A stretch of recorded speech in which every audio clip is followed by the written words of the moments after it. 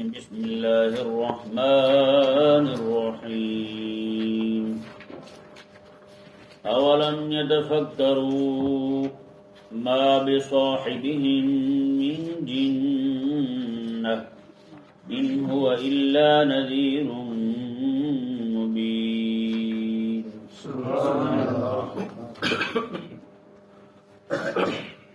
اللہ تبارک و تعالی نے حبیب کریم صلی اللہ تعالی علیہ وآلہ وسلم کی دعوتی جد و جہد کو اس آیت کریمہ میں بیان فرمایا کہ حبیب کریم صلی اللہ علیہ وآلہ وسلم کس طرح رات اور دن کوشش کر کے ایک ایک بندے کو پکڑ کے کبھی ان کو جمع کر کے کبھی اجتماعی دعوت دیتے، کبھی انفرادی کوشش کرتے، تنہائی میں اکیلے میں ایک ایک بندے کو پکڑتے اور اسے سمجھاتے. اللہ تبارک و تعالی کی توحید کا مسئلہ، مرنے کے بعد اٹھنے کا مسئلہ. تو اللہ تبارک و تعالی نے ارشاد فرمایا اولم یتفکروا ما بصاحبہم من جنہ، میں کیا یہ لوگ غور نہیں کرتے کہ ان کے جو صاحب ہیں یعنی حبیب کریم صلی اللہ علیہ وآلہ وسلم جو ہیں، جو رات دن ان کے پیچھے چل رہے ہیں، ان کو دعوت توحید دے رہے ہیں، ان کو جنون تو نہیں ہے کوئی، ان کو کوئی جنون تو لاحق نہیں ہوا، ان کو کوئی ایسا مرض تو نہیں ہے کہ انہیں کوئی اور کام سکھائی نہ دیتا ہو، اور کام کوئی دکھائی نہ دیتا ہو. ایک بندے کو جنون ہو جائے نا، کسی شے کا جنون لاحق ہو جائے اس بندے کو، وہ اسی کام کے پیچھے لگا رہتا ہے، اسے کسی چیز کا پتہ ہی نہیں ہوتا. تو میں کہ حبیب کریم صلی اللہ علیہ وآلہ وسلم کو تو جنون نہیں ہے، اور کہتے بھی ہو یہ بات تم بھی کہتے ہو، اور صرف واز کو چھوڑ کر جو آقا علیہ السلام واز فرماتے تھے، دعوت دیتے تھے توحید کی، میں اس کو چھوڑ کر باقی ہر کام میں تم میرے حبیب کریم علیہ السلام کو بڑا دانا سمجھتے ہو. جی جب وہ رکھنے لگے تھے، کعبہ شریفہ تعمیر کیا تھا اہل مکہ نے، تو حجر اسود کو نصب کرنے جب لگے تو اس وقت اختلاف کھڑا ہو گیا، کیونکہ وہ بھی اسے معظم جانتے تھے کہ فلاں کھڑا کرے گا، فلاں نصب کرے گا، فلاں رکھے گا، فلاں رکھے گا. قبیلے آپس میں گتھم گتھی ہونے لگے. تو پھر ایک بندے نے مشورہ دیا، اس نے کہا کہ اس طرح کرتے ہیں، کل صبح کے وقت جو ہے نا، جو بندہ سب سے پہلے یہاں مطاف میں اندر آ گیا اسی کو ہم اپنا حکم بنائیں گے، وہ جو فیصلہ کرے گا وہ ہمیں قبول ہوگا، جو فیصلہ وہ کرے گا ہمیں قبول ہوگا. تو اب کیا ہوا، انہوں نے تو کسی کو نہیں بتایا تھا. پچھلی رات کو کریم آقا علیہ السلام تشریف لے آئے، سب سے پہلے حضور تشریف لائے. انہوں نے کہا جی آپ مہربانی کریں، آپ فیصلہ کریں کہ کون کرے. آقا علیہ السلام نے کیا کیا، فرمایا کہ کپڑا بچھا دو نیچے اور بڑے سردار جو ہیں وہ آ جائیں آگے آگے. جی آقا علیہ السلام نے جو ہے نا ان سب کو اکٹھا کیا، سب کو کپڑا پکڑا دیا اور اس کے اوپر حجر اسود کو رکھ دیا. وہاں سے آقا علیہ السلام نے اٹھایا، وہاں نصب کر دیا. سارے راضی ہو گئے. اب سارے دنگ رہ گئے، انہوں نے کہا ہماری تو لڑائی ہو جاتی ہے اس بات پر، آپ نے تو سب کو خوش کر دیا. جی صرف واز کو چھوڑ کر باقی ہر کام میں آقا علیہ السلام کو فہیم جانتے تھے، آقا علیہ السلام کو سب سے بڑا ذہین جانتے تھے، آقا علیہ السلام کو سب سے بڑا دانا جانتے تھے، آقا علیہ السلام کو عقل کل مانتے تھے. ہر ایک کام میں، ہر ایک کام میں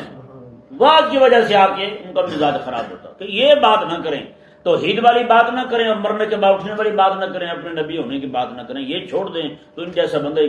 صادق اور امین حضور کو کہتے ہیں.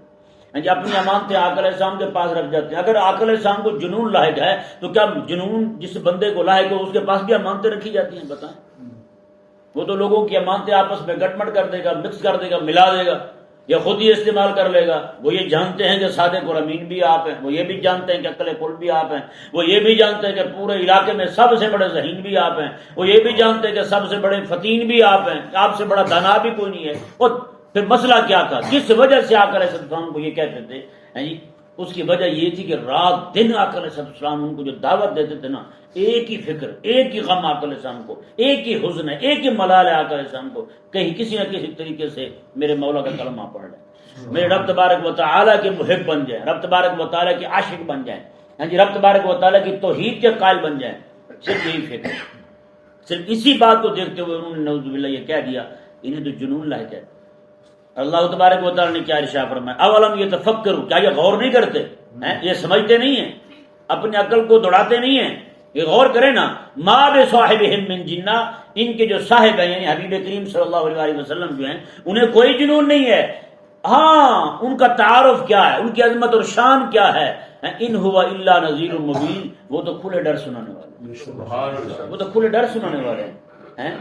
تو یہ لوگ جو نا کیسی باتیں کرتے پھرتے ہیں حبیب کریم صلی اللہ علیہ وسلم کے بارے میں وہ تو یہ چاہتے ہیں کہ لوگ جو ہے نا وہ ڈریں رب تبارک و تعالیٰ سے، رب تبارک و تعالیٰ کی عظمت جو ہے وہ ان کے سامنے بیان کرتے ہیں، خالق اور مالک کی شان بیان کرتے ہیں کہ وہ خالق اور مالک جو ہے وہی عبادت کے لائق ہے، اسی کی عبادت کرو، اس کے علاوہ کوئی عبادت کے لائق نہیں ہے۔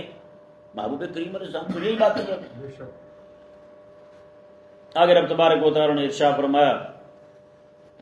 اولم ينظروا في ملكوت السماوات والارض، فرمایا کیا یہ لوگ زمینوں اور آسمانوں کی بادشاہی میں غور نہیں کرتے؟ وما خلق اللہ من شیء، اور جو کچھ اللہ تعالیٰ نے پیدا کیا اس میں غور نہیں کرتے ہیں؟ اسی میں غور کر لیں، انہیں سمجھ آ جائے گی وہ بات جو میرے حبیب کہہ رہے ہیں،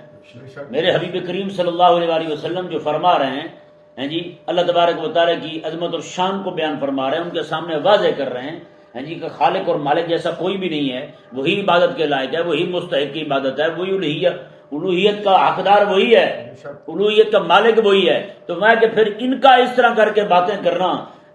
نعوذ باللہ من ذالک، بتوں کو خدا کہنا، لات کو، عزا کو، منات کو خدا کہنا، تو رب تبارک و تعالیٰ نے فرمایا کہ یہ چلو اور کچھ نہیں کر سکتے، میرے حبیب کی بات نہیں مانتے، وہ چلو زمینوں اور آسمانوں میں غور کر لیتے، جو کچھ رب تعالیٰ نے پیدا کیا اسی میں غور کر لیتے، ان کو سمجھ آ جاتا سارا مسئلہ۔ اللہ اکبر کبیرہ۔ اب دیکھیں یہاں پر اللہ تبارک و تعالیٰ نے ایک طرح کے سخت کلام میں تنبیہ فرمائی کہ یہ لوگ غور کیوں نہیں کرتے زمین اور آسمانوں کی بادشاہی میں، اور جو کچھ اللہ نے پیدا کیا اس میں یہ غور کیوں نہیں کرتے؟ ہاں جی، اسی سے استدلال کرتے ہوئے علماء کی جماعت ہے جنہوں نے یہ کہا کہ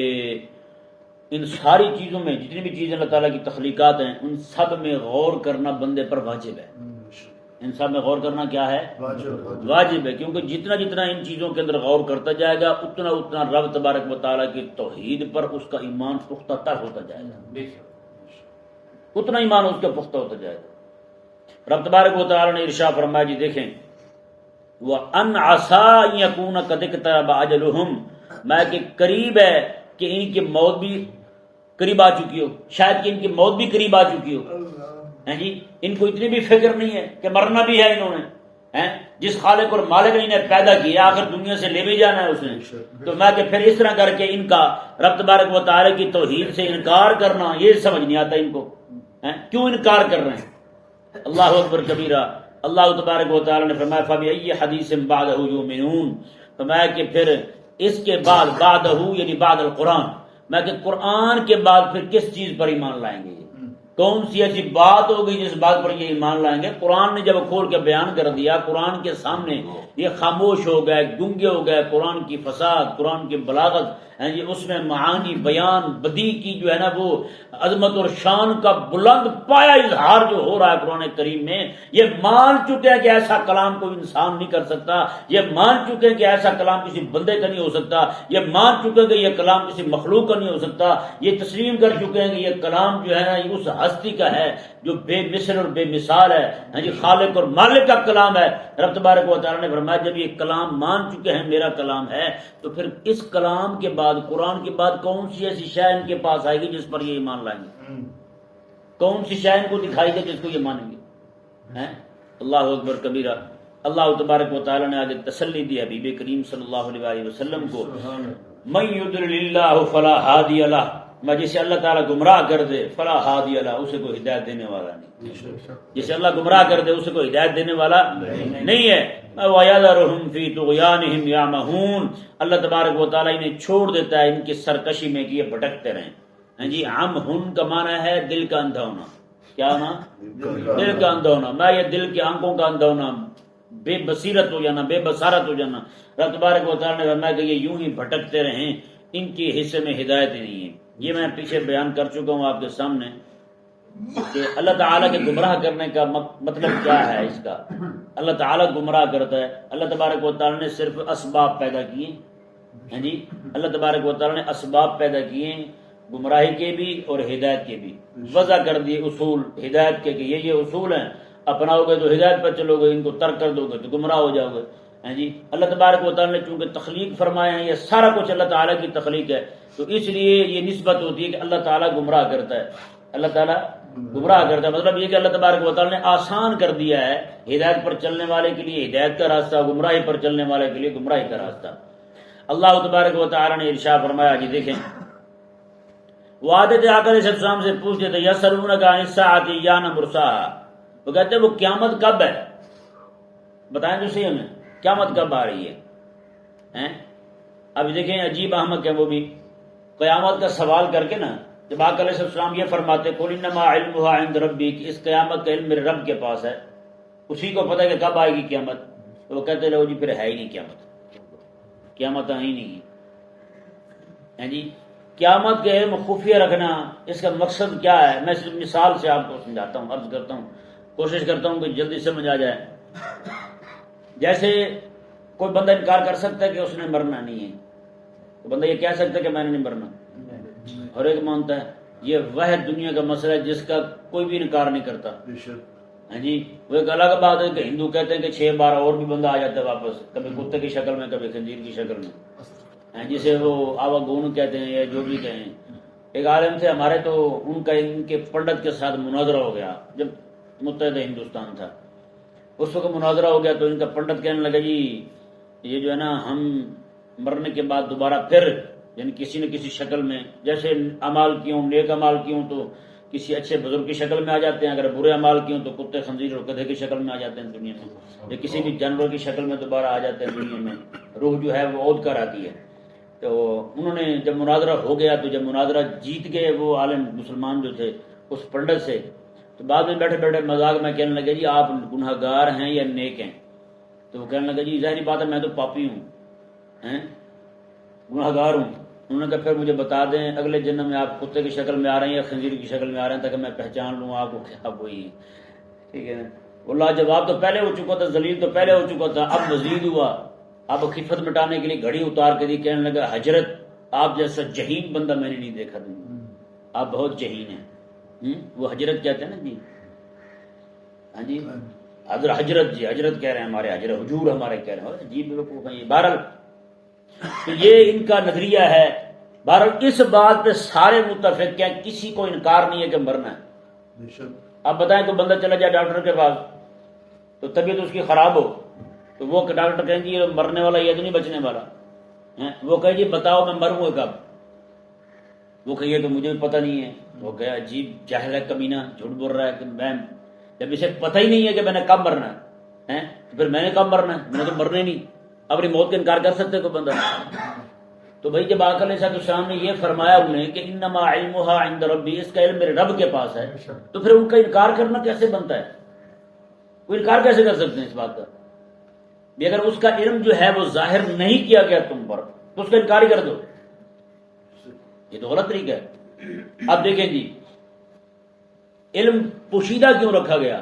کیونکہ لوگوں کا مزاج جو ہے نا امزجہ میں اختلاف ہوتا ہے، مزاجوں میں اختلاف ہوتا ہے۔ کئی بندے وہ ہوتے ہیں جو بے پرواہ ہوتے ہیں، ان کو اگر پتہ ہوتا ہے بھائی فلاں دن قیامت آ رہی ہے یا فلاں وقت میں موت آ رہی ہے اس کی، تو وہ بندہ جو ہے نا بے پرواہ ہوتا تو کہتا چل ٹھیک ہے ابھی 20 دن پڑے ہوئے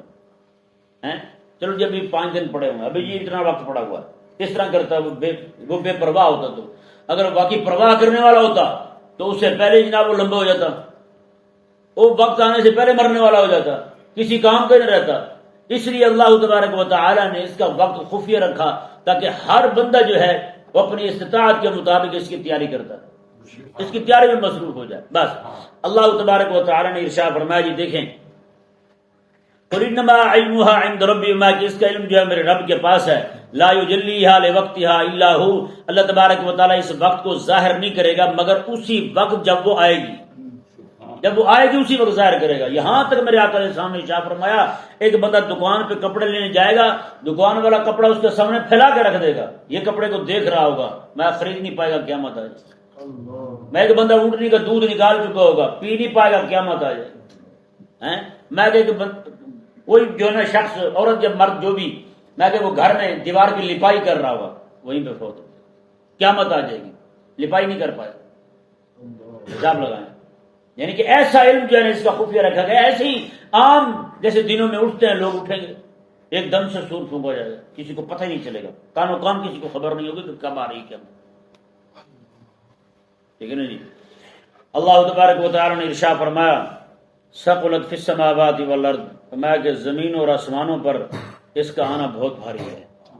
اللہ اکبر۔ آقا اسلام نے ارشاد فرمایا کہ جب یہ قیامت آ جائے گی تارے جھڑ جائیں گے، آسمان ٹوٹ جائیں گے، زمین جو ہے وہ پھٹ جائے گی، جی پہاڑ، حضور ارشاد فرماتے ہیں کہ پہاڑ ایسے اڑ رہے ہوں گے جیسے روئی کے اولے نہیں ہوتے وہ ہوا میں اڑ رہے ہوں گے، اس طرح اڑ رہے ہوں گے پہاڑ، حساب لگا۔ ثقلت فی السماوات والارض، ما یہ آسمانوں پر اور زمینوں پر بھاری ہو گئی ہے، لا تاتیکم الا بغتہ، ما یہ آئے گی بھی اچانک، یسألونک کأنک حفی عنہا، میں حبیب پیارے آپ سے تو ایسے پوچھ رہے ہیں جیسے کہ آپ تحقیقی اسی مسئلے کی کر رہے ہیں، آپ رات دن اسی مسئلے کے پیچھے پڑے ہوئے ہوں کہ جناب قیامت کب آ رہی ہے، یہ ہے وہ ہے نا، آئے گی یہ تو بتا دیا، آئے گی یہ بتا دیا، کس وقت آئے گی یہ نہیں بتایا، یہ خفیہ رکھا گیا۔ اور اب تبارک و تعالی نے ارشاد فرمایا قل حبیب آپ فرما دیں انما علمها عند اللہ، بے شک اس کا علم اللہ کے پاس ہے، ولکن اکثر الناس لا يعلمون، لیکن اکثر لوگ جانتے نہیں، اکثر لوگ جانتے نہیں ہیں۔ اور آگے فرمایا رب تبارک و تعالی نے قل لا املک لنفسی نفعا ولا ضرا الا ما شاء اللہ، میں کہ حبیب آپ فرما دیں میں تو اپنی ذات کے لیے نفع اور نقصان کا مالک نہیں ہوں، الا ما شاء اللہ، مگر اتنا جتنا میرا اللہ چاہے، اتنا جتنا اللہ چاہے۔ اور میں وَلَوْ كُنْتُ أَعْلَمُ الْغَيْبَ لَاسْتَكْثَرْتُ مِنَ الْخَيْرِ، میں کہ اگر میں علم غیب جانتا ہوتا تو میں خیر اکٹھی کر لیتا، کیا کر لیتا؟ خیر اکٹھی کر لیتا۔ یہ ذہن میرے یہ آیت مبارکہ پہلے کی ہے، بعد میں اللہ تبارک و تعالی نے حبیب کریم صلی اللہ علیہ وآلہ وسلم کو ہر شے کا علم عطا فرما دیا۔ عطا فرمانے والا رب ہے، جب ہم یہ کہیں گے رب نے دیا تو پھر کوئی شرک نہیں، پھر کوئی شرک والی بات ہے؟ شرک تب بنتا ہے جب ہم یہ کہیں کہ رسول اللہ علیہ السلام آج خود جانتے ہیں۔ اگر ہم یہ بھی کہیں نا آقا علیہ السلام کا باقی سارا علم اللہ کا دیا ہوا ہے، فلاں چیز جو حضور جانتے ہیں وہ رب کی دی ہوئی نہیں ہے، تب بھی ہم مشرک ہو جائیں گے، مسلمان نہیں رہیں گے۔ ایک بات تو یہ کہیں کہ وہ خود سے جانتے ہیں،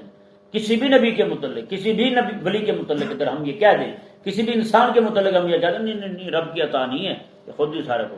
تو پھر جب معطی رب ہے، عطا فرمانے والا رب ہے، تو پھر اس کے پاس اللہ تعالیٰ کی عطا کے علاوہ کیسے آ گیا؟ سمجھ آئے نا؟ اللہ تبارک و تعالی نے ارشاد فرمایا کہ وَلَوْ كُنْتُ أَعْلَمُ الْغَيْبَ لَاسْتَكْثَرْتُ مِنَ الْخَيْرِ، فرمایا کہ اگر میں علم غیب جانتا ہوتا لَاسْتَكْثَرْتُ مِنَ الْخَيْرِ، میں ضرور خیر اکٹھی کر لیتا، وَمَا مَسَّنِيَ السُّوءُ، اور مجھے کوئی تکلیف بھی نہ آتی، إِنْ أَنَا إِلَّا نَذِيرٌ وَبَشِيرٌ، اے لوگوں میں تو نذیر ہوں اور بشیر ہوں، جی جو کافر ہیں جو حق کی طرف نہیں آتے انہیں جہنم کا ڈر سنانے والا ہوں، جو اہل ایمان اللہ تبارک و تعالیٰ کی توحید کو مان لیتے ہیں، میری نبوت کو مان لیتے ہیں، معاد کو مان لیتے ہیں، ان لوگوں کو میں خوشخبری سنانے والا ہوں، ان کو خوشخبری سنانے والا ہوں میں کہ بشیر لقوم یؤمنون۔ یہاں پہ دیکھیں اللہ تعالیٰ نے خود ہی فرق کر دیا، انا الا نذیر، میں ڈر سنانے والا ہوں، اور اگر میں وبشیر لقوم یؤمنون، اور بشیر ہوں میں اس قوم کے لیے جو ایمان رکھنے والے ہیں، بشارتیں میری ان کے لیے ہیں، یہ نہیں کہ شب برات کو کوئی بندہ جو ہے نا پورا سال ہی مسجد کے باہر رہے، پورا سال اسے مسجد کا دروازہ دکھائی نہ دے، اور پورے سال کے بعد لوگ مسجد میں داخل ہوئے مولوی صاحب سیدھا پکڑ کے جنت میں داخل کرتے ہیں، لو جی آپ تو جنتی ہو گئے، یہ نہیں بھائی، ایسے لوگوں کو پکڑ کے جنتی بنا دینا اور پکڑ کے ٹھوک دینا جنت میں، تجھے تو چلو تقریر تیری سن کے لوگ موج میں آ کے 100 روپے 500 روپے دے دیں گے، چلو تو تیرا کیا بنے گا بتا بھائی، تو نے تو مزید ان کو غافل کر دیا نا، تو نے تو مزید ان کا کباڑا کر دیا ہے، جو پورے سال نہیں آیا تھا اور آتے ہی اسے جنت کا ٹکٹ مل جائے تو اس نے تو کہنا بھائی کہاں جانا مسجد میں، بھائی وہ تو مزید پختہ ہو جائے گا اس مزاج میں، تو اس لیے نا بھائی یہ جو ہے نا دانا بندہ حکیم بندہ وہی ہوتا ہے جو طبیعت دیکھ کے نبض دیکھ کے علاج کرے، کہ نہیں نبض دیکھ کے علاج کرے۔ اب کسی جگہ پہ بیٹھے سارے بے نمازی ہوں، جی آپ وہاں بیٹھ کے بجائے اس کے کہ ان کو جہنم کا ڈر سنائیں، رب تعالیٰ کے احکامات کی قدر دلائیں، جی آپ پکڑ کے ان کو سیدھے جنت میں بھیجنا شروع کر دیں، تو بتائیں ان کے دل کے اندر مزید رب تبارک و تعالیٰ کے احکامات کے متعلق سستی آئے گی یا نہیں آئے گی؟ اس لیے کوشش کرنی چاہیے کہ بندہ جو ہے نا بات وہی کرے جو ان کے مزاج کے مطابق نہ ہو، شریعت کے مزاج کے مطابق، شریعت کے مزاج سامنے رکھا جائے، لوگوں کو خوش کرنے کی نیت نہ ہو۔ اللہ تبارک و تعالی ہمیں سمجھنے کی توفیق عطا فرمائے۔